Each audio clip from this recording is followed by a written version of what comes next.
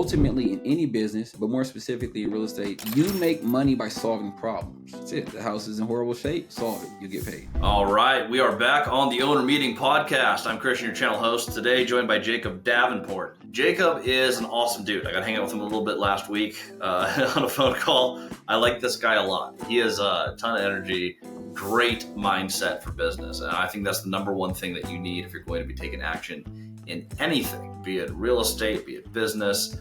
You got to be able to just do the action steps, get motivated, and get around people. We're going to be talking about the power of community today. We're going to be talking about a lot. But Jacob, welcome to the pod, man. Thank you for having me, Christian. How you feeling, brother? Dude, I am feeling good. We have power again. That's always nice. We got a cyclone in Seattle an hour after I landed, so I've been going 1 week with no phone, no internet, no nothing. So that's been wild. We're back. Listen, let there be light. When you were telling me last week how you were going through the cyclone, it's different depending on where you live. Some people don't get exposed to those things. So when you told me on the phone, I was scared for me and for you, and I wasn't even there. Dude, Seattle doesn't get exposed to those things. That's insane. Yeah. Seattle doesn't get anything but light rain all the time. That is unreal. That happened. We had a power outage for like a week when I was a kid. So that would have been like 25 years ago. Mm-hmm.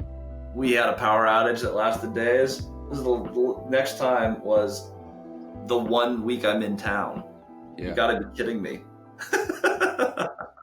Look, when you're a kid, it might be fun because you're playing tense or whatever. But when you're an adult and you have kids, it's like, okay, listen, now I have to be a leader and I got to figure this out. It is wild. You know what's funny? We had so I brought in.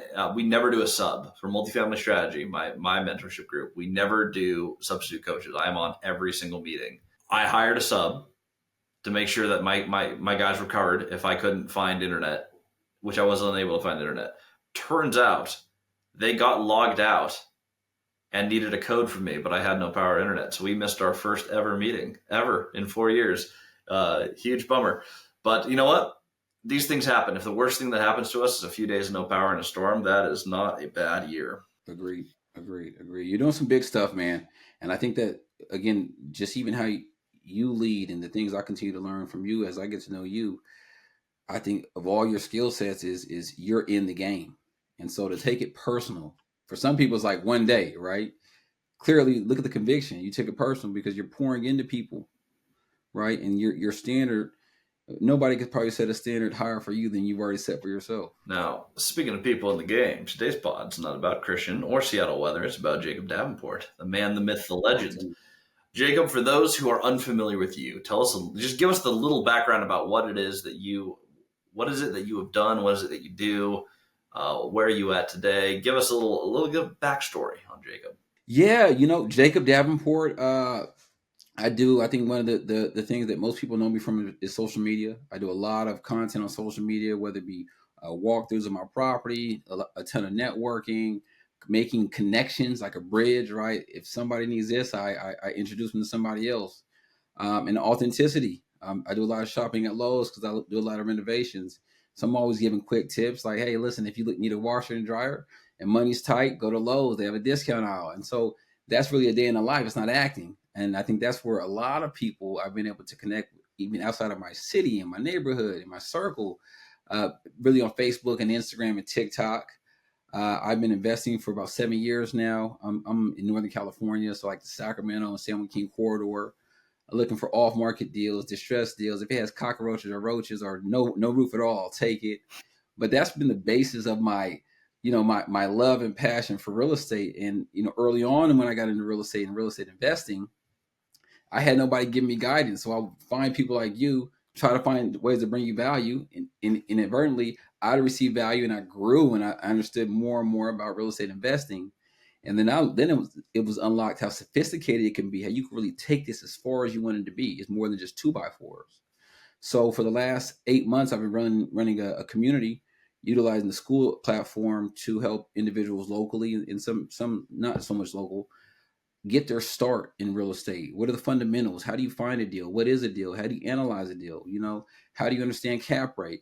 And so I've been taking those types of concepts that I've learned, employing them, putting them in my community, and the return on investment has been amazing because one, it challenges me to get to the next level, right? But also, I've been able to see some people lock up some deals and move some things that they couldn't do. Probably if they didn't meet a person like yourself or somebody in the community that's like giving back. So, in the short, that's me.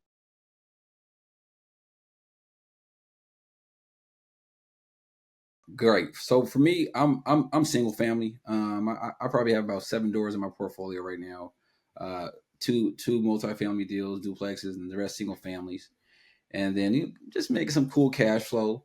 And as I continue to grow, again, I'm doing a ton of flips on an annual basis myself as an individual, partnering with some people in my community, and like growing that portion because, as you know, real estate costs money, right? And so I've been in positions where I've had multiple doors, and then I've decreased it and kind of grown into realizing the quality of the doors. And again, I go back to sophistication because just because you have a whole lot of doors, you got a whole lot of headaches. And so, even where I'm at today, as I flip property, acquire property, held property, now I'm moving my assets. I rather have a B class neighborhood with a consistent tenant, no vacancies, and so that's where I'm at now, and loving it, loving it, loving it. That's something that people don't talk about enough. And you've said two things on here, and this really resonates with me. Like, hey, if I got a beat up property with cockroaches and no roof, yeah, I'll take it. Let's do the project. The things that you're holding, you're upscaling. You're getting nicer stuff. The quality of asset does matter. The location matters. I've made a lot of money in Class F properties. I've taken some really rough properties and made them very, very nice. I also have found that the properties that I've held the longest and plan to hold forever are the newer, nicer, better built properties. I I'm a buy and hold guy. The properties I've sold, most of them were built in the 50s or earlier. Right. The roughest properties, you can still make a bunch of money on them, but I found the ones I hold and the ones that I enjoy running the most are the nicer properties in the nicer areas. And I think Yeah. that's going to be a goal for everyone really should set is how do you continually upscale your portfolio to get the nicest, lowest maintenance properties that you can possibly hold. Um, if your goal is upscaling and having really holding on to those quality rentals, how many properties are you buying per year versus how many flips are you doing in a year? That's a good question. Right now, I'm probably doing about 15 to 20 flips a year. Okay. Right. So doing a pretty good amount of flips per year. That I'm comfortable with. Right. And then as far as acquisition, that's a very good question because that's something I'm doing a business plan as we get to the end of 2024 right now. And so for me, it's not about so many doors, right? It's really not. It's where am I? Unit count doesn't So yeah, it's am I giving it a large downstroke, right? Is there cash flow there, right? And the condition and the tenants. matter. So I'm looking to acquire two a year at this point, two quality properties, large downstroke. California, as you know, is very, very different in which how the cost of property, right? Mm-hmm. It's very, very different. And so, in short, to answer your question, I'm looking at about two a year, but I've also joined a Gabe Bowling's community, who you know, Gabe, I know and Gabe very well. Just filmed a podcast with Gabe a couple weeks ago. yeah, he's a great guy, man. That guy's awesome. That I guy's like Gabe a awesome. lot. Gabe's a good That guy. guy's awesome. So, in short, I'm transitioning into multifamily. I think that's a wise move. And what you'll find is, and this is what I found for me, I only need to buy, because I'm not a flipper. I only need to buy one or two deals a year, Yeah. and I massively increase my income. I can be really picky with what I buy. I can Mhm. take my time buying properties. I can take my time closing them. It only takes two, three, the most deals I've ever done in a year is 6 deals. But you can add 100 units to your portfolio in two or three deals. And Yes. that has been, again, it's not unit count, but if you look at the size there, Mhm. there is no way a single family house can make more than my 44 unit building. No. It's not feasible. You get a good deal that's a larger deal, and all it means is that you add an extra zero to the end of the numbers there, which is on a positive deal is quite Yes. positive. I'll add something important too for me in my journey. Again, that's why it's all for me. It's always mastermind connecting with likewise individuals. We all come from different backgrounds and perspectives and approaches, and you grow into real estate and you start spending time with people that you probably didn't know when you were a kid, Mm-hmm. and you have a lot more in common within your goals, right? Yep. And so for me, none of my family had ever owned real estate, but that's a story for a lot of people. The probably more challenging component is before I got into real estate, my spring into real estate was kind of simple, but I had early on when I was 19, I got incarcerated for about 5 years. And during that 5 years, I was struggling with doubt about how I was going to overcome some of the challenges that I put myself in as a young man. So I start reading real estate books, but it was seemed so far. Then after my incarceration and getting things together and committing myself to my community, that's where I start connecting with people that knew a lot about real estate.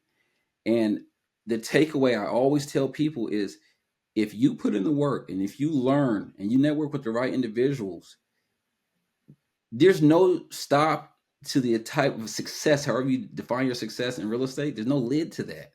You can grow into it. And so I remind people all the time, for me, real estate saved my life. Do you know what's crazy? That I hear a lot of people. I mean, like a heavy weighting of people who have come out of the prison system, Mm-hmm. who then become very, very, very, very, very successful in real estate. It is not an uncommon thing, and I have a theory about this. Most people do not have the time. Don't ever take the time. They just don't think about where they want their life to be. They get in a rhythm. They go to school, they go home, they get their homework done, they go to sports. They fall into this pre-scripted system. And there's other Yep. people who've grown up differently who get caught up in other systems. And some of those systems are actually part of the reason that they end up in prison for whatever reason. Right. In prison, you do have time to think. You are very specifically given time to think. Mm-hmm. And people come out of that who actually take the time to go, hey, how did I get here? What do I want life to look like? They've been given this time to think. Some people come out of that system and become so unbelievably successful. And I think that is the key. Of course, you don't have to go to prison to have that time, but it feels like a lot of people do take that opportunity to reset, to plan, and to take the intentionality. How long was it you said you were incarcerated? About 4.5 years. That's some time, right? Yeah.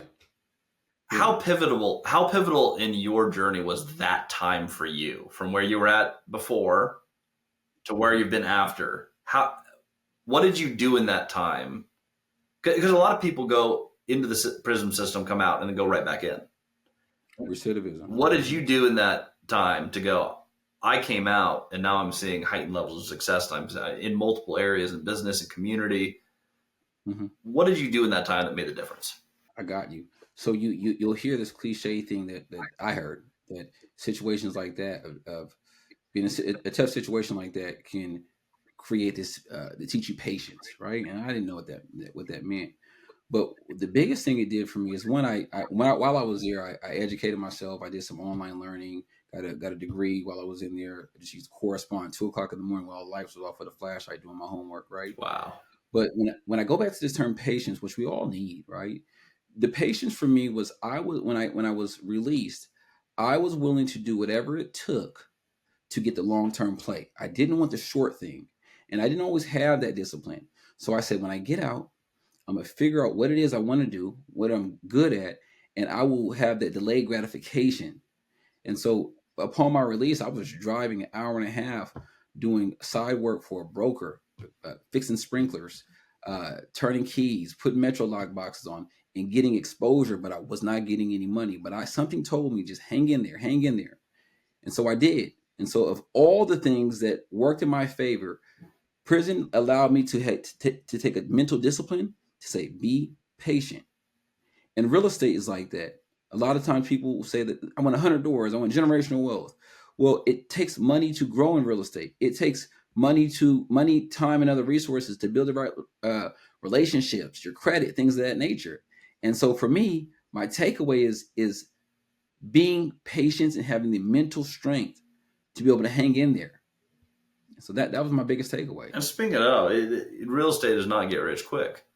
It does take Nope. patience, but it is Mm-hmm. amazing what you can do focused in 4.5 years in real estate. A Mm-hmm. vast majority of my portfolio has been built in the last 3. It is amazing what a little bit of patience and a lot of focus can do in a relatively short period of time specifically in real estate. What you can do in real estate is almost unlimited, which is just absolutely amazing. 100%. 100%. You can change not only your life. Look at you. All right. So look for you. And I know you're graceful. You don't like to talk about you. But even with your mentorship and your coaching and everything you're doing with people, whether there's a nominal fee or it's for free, that takes a lot of your time and a lot of your resources. And if you make $1, that's cool. But when you see people move their needle, and when we connect and you reached out to me, we had a very good conversation, but it was very personal to me because what you did is you reminded me, you let me know, hey, you're important, number one, but beyond being important, you can do it. I'm not doing it for you though, Jacob, but you can do it.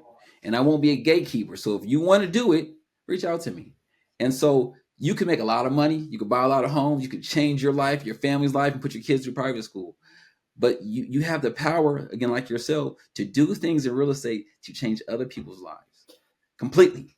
And that's some of the there's a certain amount, and I actually do think when you're starting your real estate adventure, I'm very, very, very, very, very big on giving back, both Mhm. personally, religiously, and just in general. It feels good. Yeah. But when you're starting, the first thing you really got to focus on, in my opinion, is understand what you want your life to look like and build that amount of cash flow in your business or in your portfolio. It could be through long term holds like I do. It could also be through Yeah. active income like flipping or wholesaling. There's multiple ways to build the business to bring in the money relatively passive. And by passive, I mean you have a system that is repeatable, not that you put in no effort, but Hmm. you can build that income stream. You should, kind of like when a plane's crashing, put on your mask before helping the person next to you.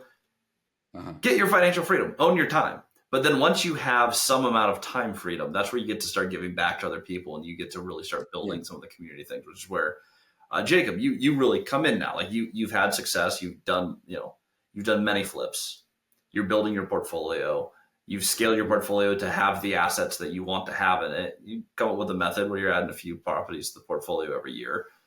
You're in a great place. What is the significance of community after that? So you figured out what you want to do, and you took the time to build your skills and your mindset. Um, and you did in prison, which is super powerful. I mean, that's absolutely amazing, by the way. Thank you. You get out, you build a business that gives you the freedom, and now you have some excess time to invest into others.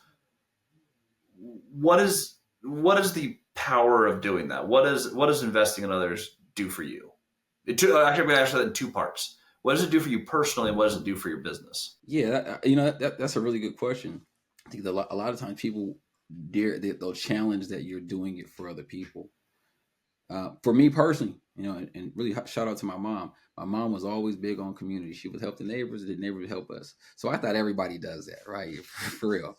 I thought everybody moves in that manner. So culturally, the way my mom raised me, it's always about trying to empower some people. If you get a Snicker bar, if I break it, Christian, you get to pick the one you want. That's how it goes, right? 50-50. And so for me, it fulfills what I was taught as a kid, right?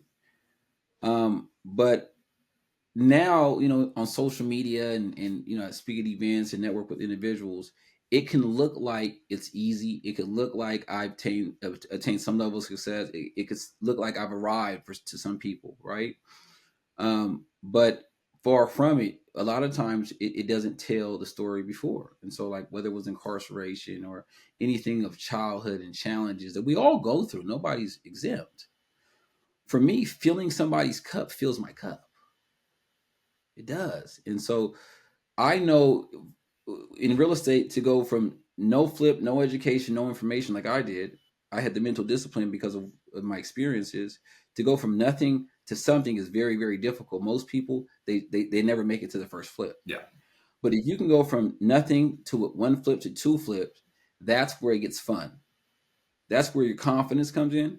That's where your fundamentals are there. That's where you go through the school of the hard knocks. And from there, it's just really, how far can I take this? Right. And so I know that I've seen many people not make it to that first flip or understand how to analyze a deal. And so for me, it's very, very, it costs me nothing to pour into people and give them those fundamentals. and take off. So one thing, and I recently interviewed a wholesaler and I asked the same questions for some of these active income things. I've flipped a condo, I've flipped a duplex. It's not my main business, but it's just part of being in real estate. Sometimes you see an opportunity and you take it, and both have been, Mm-hmm. 6 figures. One of them multi 6 figure flips where they did fantastic.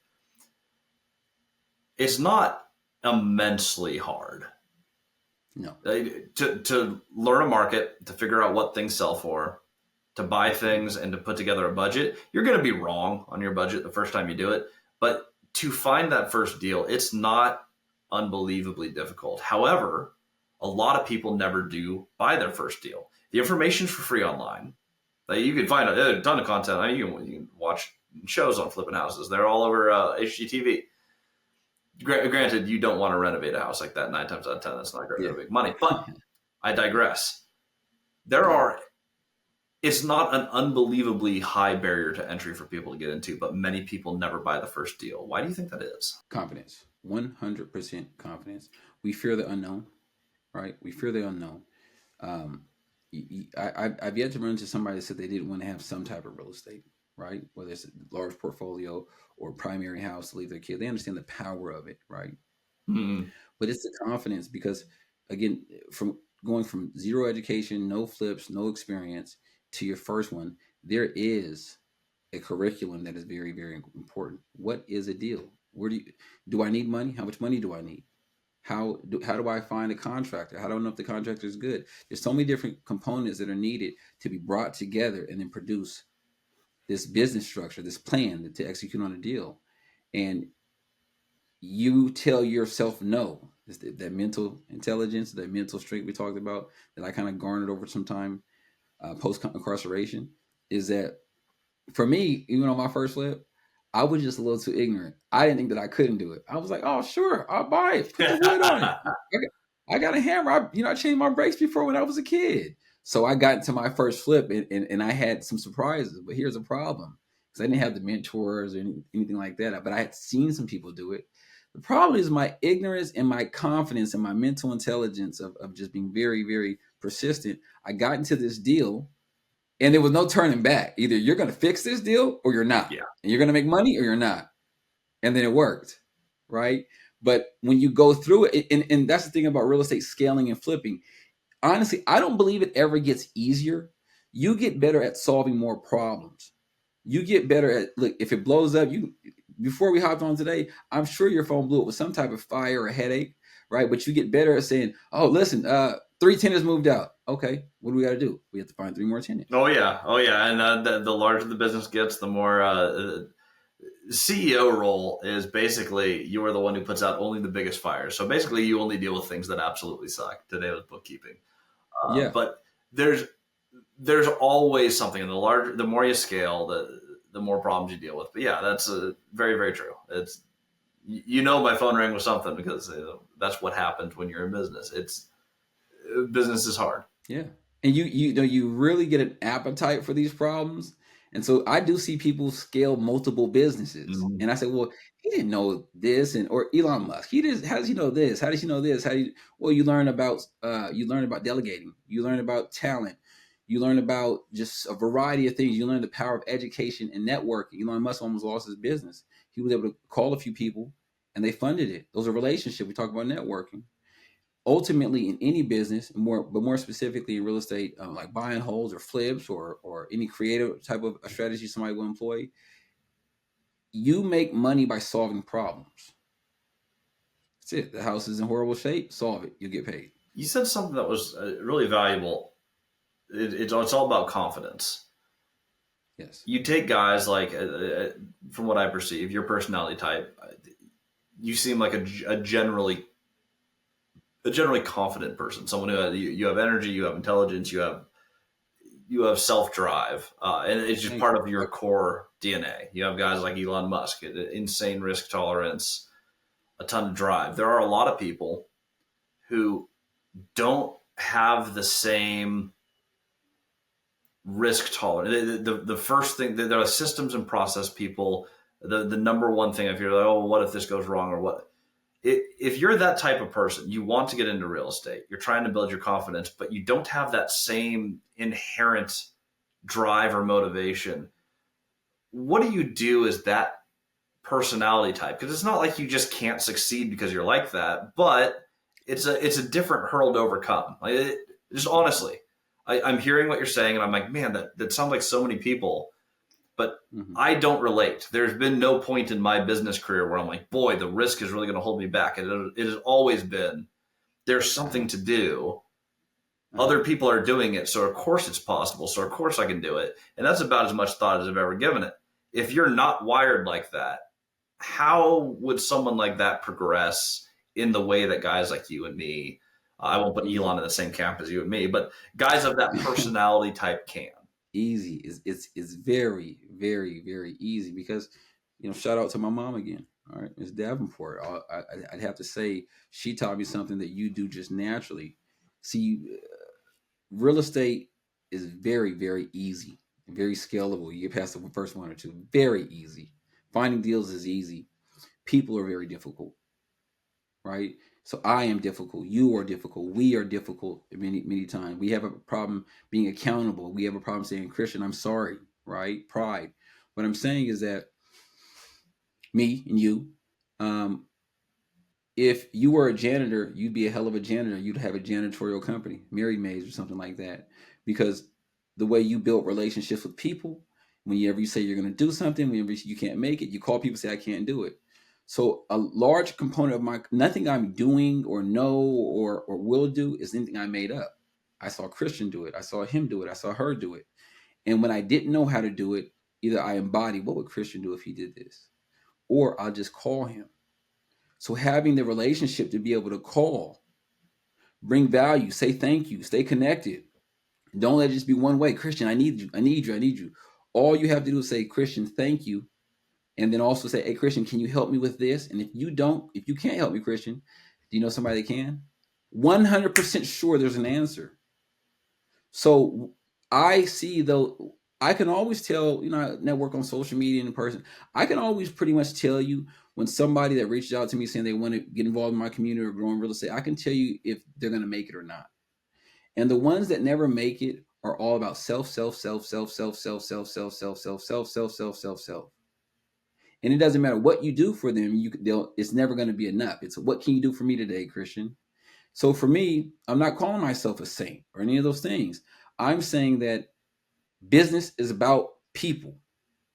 And if you surround yourself with good people, if you bring value to people, they will fight you to help you win. Nah, Christian, no, thank you. I don't need anything. No, I want to help you. Nah, I don't need anything. Listen, let me help you.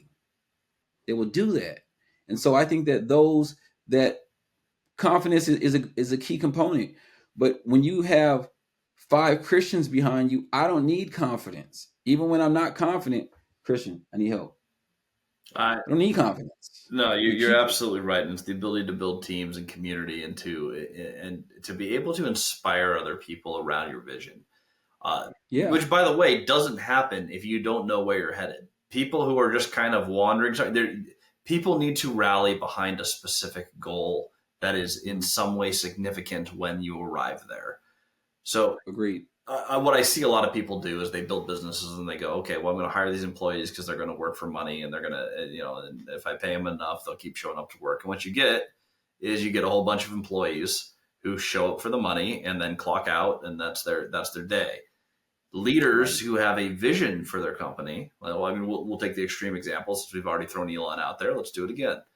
We're going to figure out a way to launch rockets and then bring them back. And then we're going to figure out how to send them to Mars.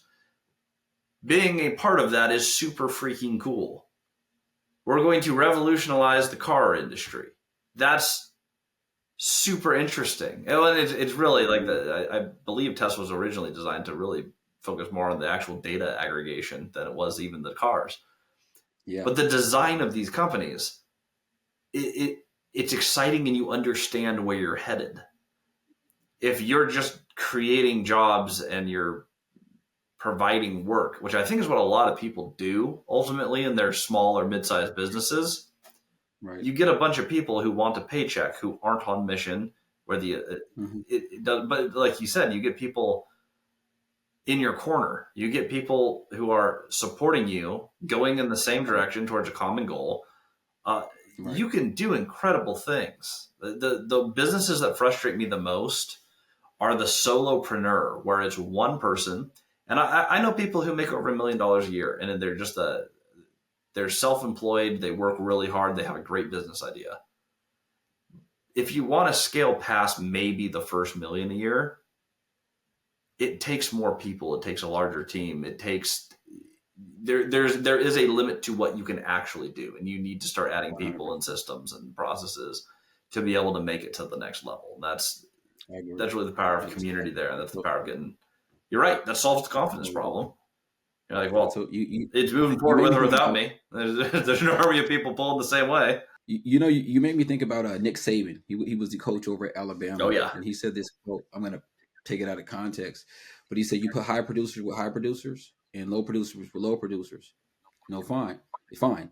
If you mix high producers with low producers, right, you're going to have a problem. The low producers are going to say, "Man, they want too much out of me. They want to work too hard. They're crazy." And the high producer will call those people lazy, right? Mm-hmm. And so definitely this is for those that are looking to just start real estate really though, and they say, well, I don't know a ton of people, I don't know a lot of Christians, I don't know people that are doing big stuff, right? When you start with the people that you're exposed to, but you have clarity. There's a quote that says, clarity shows charity. So the clearer your vision, the more return you get on it, right? So if you start with the people wherever you live, you start with them, but you have a clear destination and you work hard on that, the people that aren't a fit, they will fall off anyways because they're going to call you crazy. You crazy. You want to be successful? You crazy. You think you can have 100 doors? You're crazy. I don't want to be around you. They'll fall off, and when they fall off, that makes room for more people. And your crazy conversation will be the elevator pitch as you're meeting other people, where you're saying, "Yeah, I'm crazy. I'm looking at scaling 100 doors, and I'm raising some capital right now." Oh, that's funny. I'm an angel investor. That's funny. I'm doing the same thing. And so have clarity. And if it's crazy, go for it.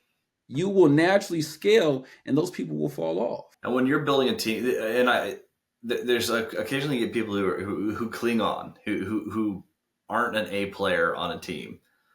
Yep. I'll never forget this. I had an investor early on, and we're going to a meeting, and this is with a broker who we were working with, and he wasn't that good at his job. He was really kind, but he wasn't very helpful. We're going to the meeting. I'm like, okay, this is kind of the B team. He's not the best broker at all time, but we really like him. And he immediately responded, oh, I wouldn't know anything about that. I played select. I have all A players.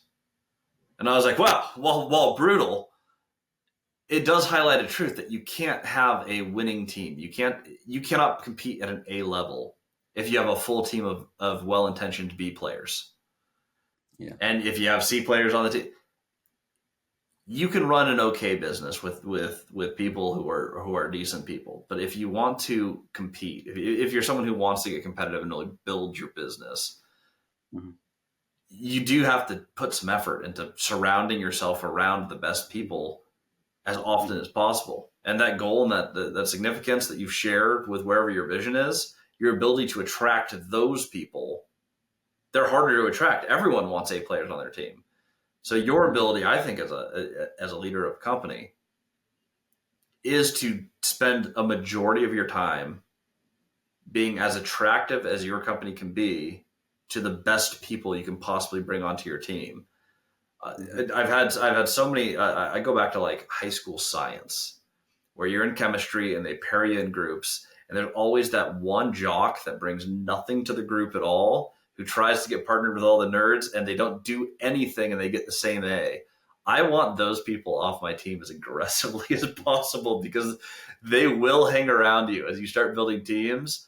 You're right, a lot of them will drop off, but you'll get a few Klingon people who you're like, what on earth do they add to the company? And having the discipline to actively remove them is the best thing for you. It's the best thing for your clients. And ultimately, it's the best thing for the person you removed, because they might be able to thrive somewhere else or add something else to a team. But man, that has been one of the most brutal lessons in business for me, is like when I realize this is never going to be an A player. They're great. I love this person, but they're never going to be an A.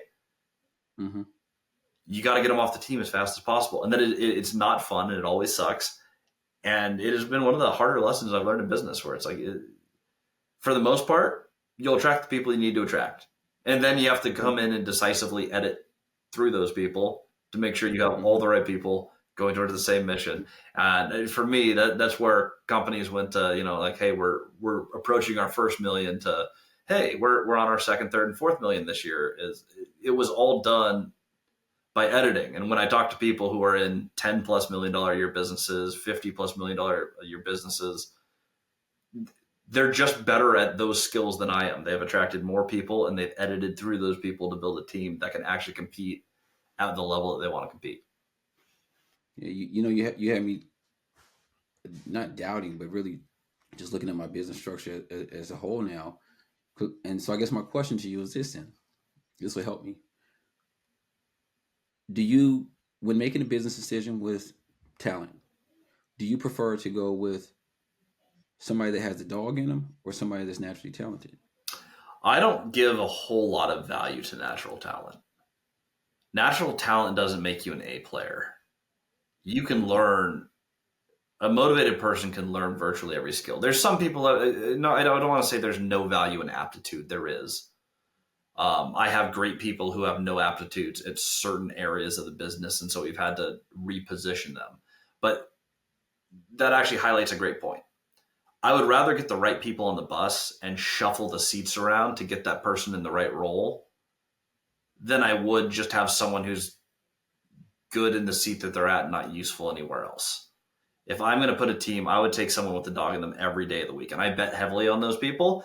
And I've let go of people like that who just could not find their footing in my business. But I will continue to Right, bet on people like that every right, time, because you can't teach that. You can teach aptitude, you can teach skill, um, and you learn more about people as they go. But motivation is much harder to maintain. You can motivate an unmotivated person for a month or a few months, right. but to have a self-motivated person who can get and stay motivated and stay on vision, who's Mhm. excited about where they're going and willing to put in the work, that's to me, that's infinitely more valuable, and it's so much harder to find. Mhm. I'll Right. give an actual example. My buddy Caleb Hummel, I mention him occasionally on this podcast. He's one of my earliest mentees. At 19 years old, he came in, joined my mentorship program, eventually bought his first, second, third, fourth, fifth, sixth deals. He has over 100 rentals today, or 100 rented units. Um, Financially free. He built a couple companies that do insanely well. I have bet everything on him many, many times, and he has never disappointed me.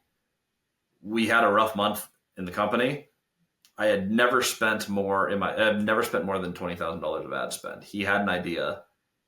I emptied the coffers on his idea because he's like, I believe I can pull this off. I went from $20,000 to $82,000 of ad spend. Going, I absolutely believe that this guy is going to. You believe this guy? I'm like, I will bet our entire company bank account at the time that he's going to pull it off. Not just because it was a good idea, because he was the one who was going to drive that idea.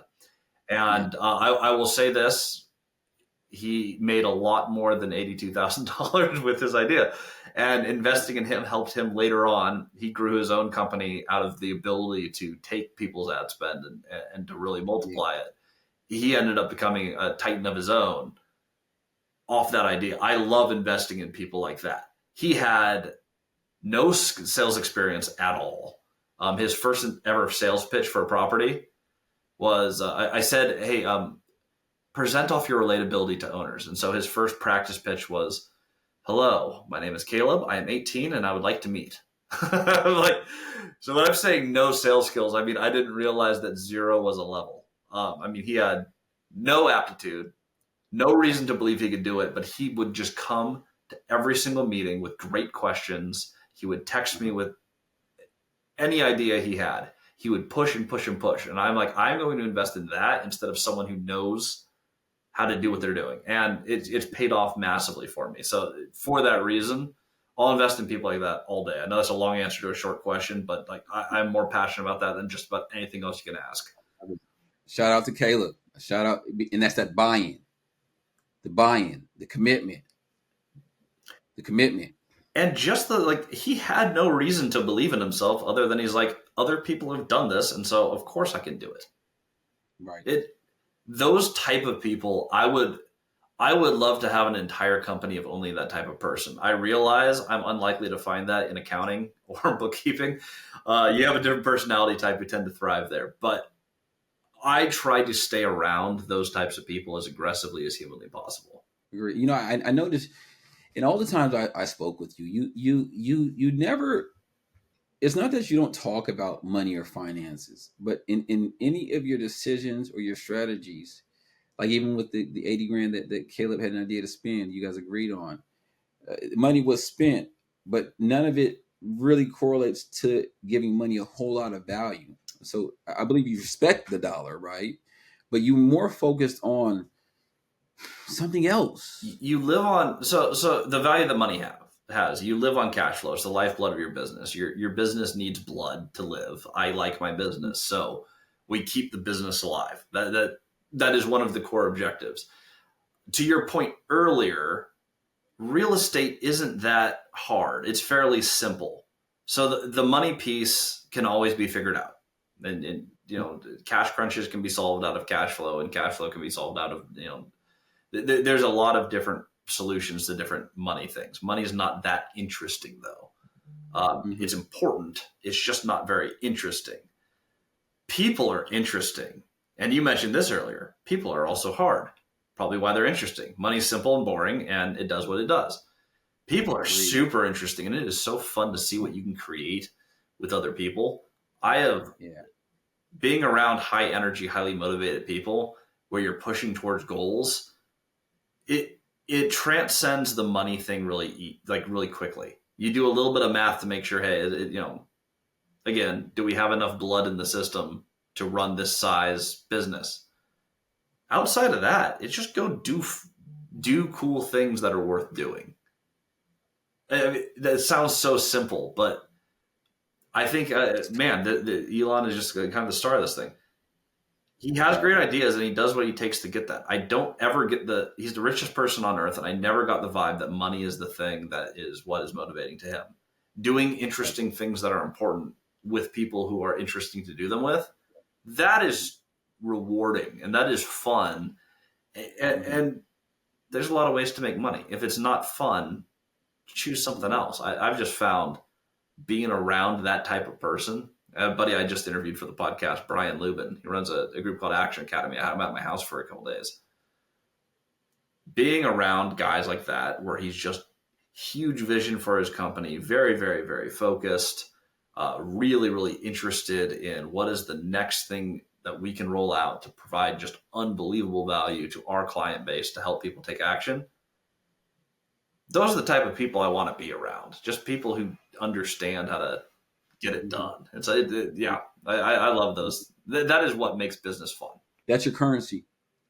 You keep the main thing the main thing. And if you run out of money, you can get together with those people who all know how to make things happen, and then money can come back. Money. I was homeless for a while.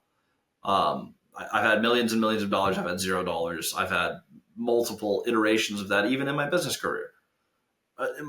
The only thing that I know for sure about money is that we can make it back. It comes and it goes, and you don't get to take it with you. So my only problem with money is it's not interesting. It's important. So no one hear that I'm flippant with money. I'm not. I'm very strategic with money. We put a lot of thought in how we use our dollars. But it's boring. Whenever anyone calls me, and you probably get this a lot, when you have someone who wants to learn from you, you reach out and you can hear it immediately. Well, what is your goal? Well, I would like to make more money. Why? Well, so I can be financially free. Okay, what are you going to do with that freedom? Well, I just want to get there. It's like, if someone does that, I am almost 100% sure at that moment that they are not going to reach financial freedom, because it's about money and it's boring. And when business gets hard, which it will, you're going to stop. You're on the money. You're on the money. You're on the money. Money is and they've done a ton of studies. I've read tons and tons of studies on this, but money is a horrible motivator.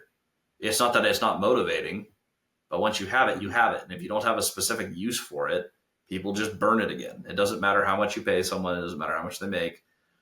Mm-hmm. I think Mike Tyson, blew through like $400 million. That's what I was just reading. Having Yeah. money or making money doesn't actually do anything. What you do with it, and the resources that you build and the relationships you build out of it, that is actually worth something. Guys like Jacob or any of my companies, if we stopped doing this business or the money ran out or something happened economically outside of our control, we can build something else or we can build it back because we already have the connections and the people and the know how to do that. Knowledge, worth pursuing. Skills, worth pursuing. People, worth pursuing. Those all have value. Money's just a tool. That's all it is. Everyone else is actually, again, Agreed. the other things are Agreed. interesting. The money is, Yeah. I'm no more interested in money than I am a hammer. I still need it to nail things, but it's not, that's what it is. It's a tool to get things done. Agreed. Do you mind if I ask you one other question? Actually, Go for it. But then it's my interview to you, so I'm going to ask you the next question. Okay, I got. Well, I'm trying. You're, I haven't disagreed with anything you're saying, so I'm like, either he's reading my brain and just I pacifying knew me. we were gonna have an easy pod because I've talked to you before, and I already know we have a lot of alignment. So I knew this was gonna be easy. Totally agree. Okay, what's your question? What when you think about running your businesses and leadership and achieving new things, moving the needle, Mm-hmm. are there reoccurring things that can kind of keep you up at night, regardless of how every business you go through or deals you close? So I guess let me be more specific. Personally, sometimes I deal with not understanding if how far we can take this and what is it going to take to take it there. So I'll grind, I'll achieve a short term goal, and then once that goal is completed, it's like I start empty again. That's why I know money's not the solution. I start empty again in the sense that, hey, I gotta create another goal to achieve.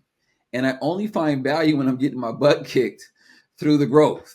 And so those are the things that keep me up at night. Is your leadership process or organizing your businesses anything like that in that it keeps you up at night, or what keeps you up at night at times? What keeps me up at night? That's a good question. The things that keep me up at night is when we have a personnel issue. I mentioned earlier, it's like, man, sometimes you got to let someone go. So I'll give you an example. I had someone in one of my businesses who had done very, very, very well for a long time in a lot of roles. And as the business has evolved, they're really one of my core people. And as the business Mhm. evolved, I noticed that they became less and less successful. And we hit a point where I was like, I knew I needed to let them go, but they were. I also knew that it would take it very hard, and that they were super instrumental in getting us to where we all were today. So it was a weird, rare situation where the business just outgrew one of its members to a point where it's like, man, they went from being our biggest resource to one of our largest bottlenecks. Man. Those decisions keep me up because it actually comes at a cost to someone else. We have to have a discussion for the good of the larger group that is going to adversely affect one of the members, and there's not a solution and there's no value in delaying it. Those things keep me up. I've fired a lot of people in my career, even as a sales manager. I've hired and fired a lot. To this day, I've still fired more people than I've hired. It keeps me up every time. I still hate doing it, and I will never delegate it to anyone else in my company if I can avoid it. I've made people fire people who they've hired for their own good, but that's more of a drill. Mm-hmm. Our core people, anyone in any leadership position, it is a call that I always make, and I go through and I hate it every time, and it keeps me up like crazy. I just cannot sleep the night before I have to let like a valued team member go, especially if they didn't do a bad job. It's like, you're no longer the right person for it. Those are the most taxing things. When you said that, I immediately went to that. I remember the night staying up, being like, I was supposed to let them go 2 days ago, and I have not picked up the phone and Yeah. initiated their phone Ooh, call. success on speed. Success up speed. Oh man, and you know what? I can't sleep until it gets done, so it has to get done. Yep. When I know it's the right decision and it's a hard, Hmm. it comes at a cost to someone else. Those are the hard. I hate those. I don't think I'll ever get over that. I hate that part of the Yeah. business. But It's ironic it's ironic you said that, because the question I asked was what keeps me up at night, and pushing the needle. But then when you gave me the example, I'm so hypocritical with myself, because when you said that, then I thought about that example I had, and that's far tougher than anything I've ever had to do. But I had to do it a few times, and it's tough. it's not fun. And different people have stuff. I know a lot of people. Again, I'm grateful it's not money. A lot of people, that's the part that keeps them up. What if I Hmm. invest this and it doesn't work? People get eaten up by the what ifs. Yeah. Grateful to not be wired that way. I actually think that's been very helpful for business. Yeah. If you're someone who's like that, good news, you're like 99% of people. It does seem that most people really struggle with that piece.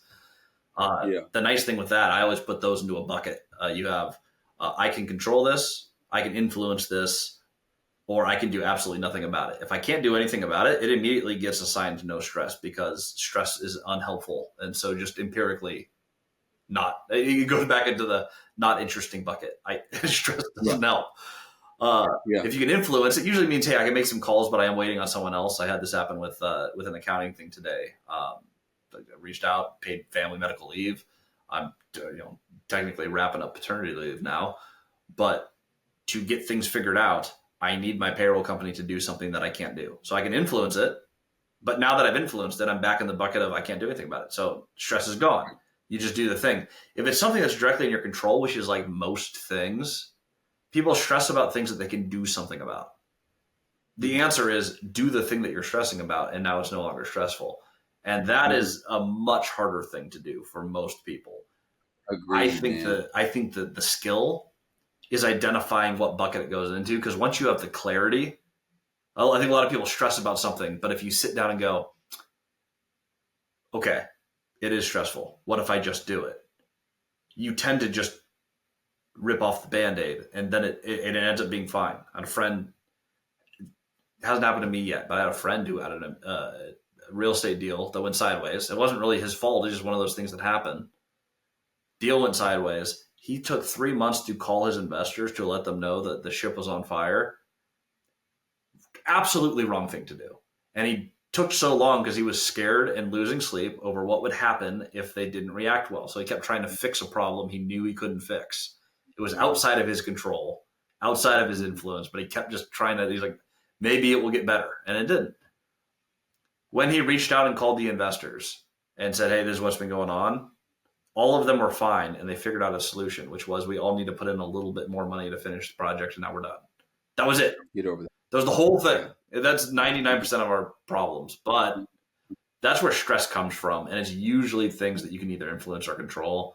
If it's out of your control, that one's just like, once you realize it's out of your control, like you accept stress does not Yeah. help. You can usually get over your stress in a few hours. Like it dissipates and the adrenaline leaves your system and you're good to go. Yeah. Yeah. Yeah. I had a mentor tell me And that who ended up being a terrible guy, but mentor told me that trick and I've applied it ever since. It's amazing. I was just gonna say, you can send me an invoice for a therapy session, man. I'm gonna pay for it. You know how I learned I've that? The only time I've ever in my life cried at work, I went to work and I was so stressed because we had a piece of software I was responsible for. I made the decision to bring on this very expensive piece of software. We launched it and nothing worked. And I did not have the skill to fix it. So I stayed up for 2 straight days, no sleep, trying to get the system to work. And I came in and had an absolute breakdown. And he's like, this is why we hire tech people. I'm like, but we've already blown so much money. And he's like, we can't do anything about that. We spent the money. I was like, okay.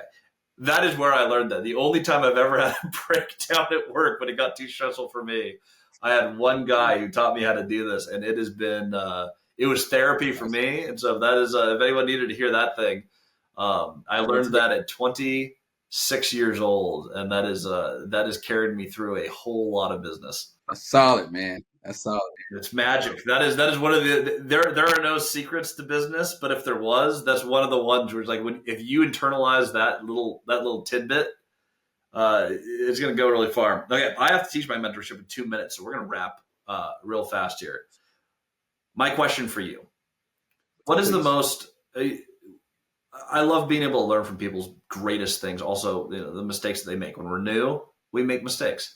What's one thing people can avoid? What was the highest? We call it the stupid tax. What's the highest stupid tax that you paid while learning this business? The stupid tax I paid was twofold. One was not connecting with the right people, asking the right question, just ask. Mm-hmm. That was one. And the second one is treating the business as a hustle instead of a business. Mm-hmm.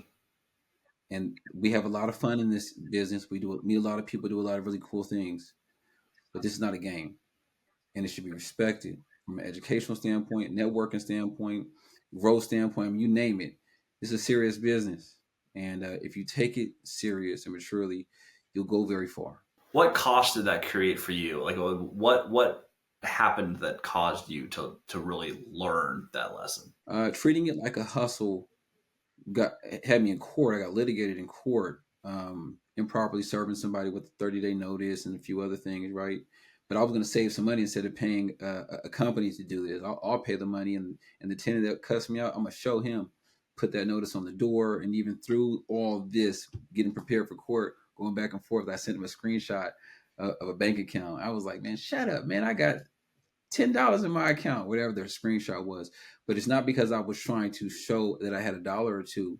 I was trying to make him feel the way he made me feel. And when you take it serious and you take it as a business, we don't operate off feelings. Now that's the lesson there. Don't operate So I out of never. emotion. That is there are some places in business where emotion has some value, but generally Yeah. speaking, Mm-hmm. most decisions. This is why I always tell people to be kind, not nice. Nice, Be kind. nice kills you because it's usually from an emotional place where people can take advantage of you. Kindness is a commandment, and it really does grease the wheels of business. People do like to do business with people they like kind people. But yeah, emotion, your personal emotions, you should have if you're going to go into business, there's a lot of people who will take advantage of you.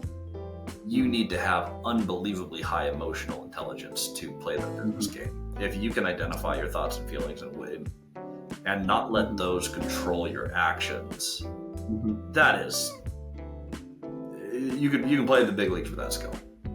Golden. Mm-hmm. Totally agree. Totally agree. Hey, Christian, I just want to tell you, man, much love to you. I appreciate you. I enjoy connecting every time. Dude, I got you like a chiropractor. If there's anything I could ever do, give me a holler. how do people Thanks find so you much. online, by the way? If someone wants to reach out to you after this pod, we got to get that in there. How do people connect with Jacob? Yeah, I'm on IG, Facebook, TikTok, Real Estate Jake 100. I also have a podcast myself, Jacob Davenport, called Growing in Real Estate. Send me a DM and let's get connected. I'm all about bringing value. Anything I can do to help you move forward within reason, I got your back. There we go. The one and only Jacob Davenport. If you guys watched all the way through, this is a fun episode. You guys watched all the way through and haven't liked and subscribed yet, do the thing. We're going to put the link to his IG here in the show notes, so click below if you want to message him, and we'll see you all in the next episode.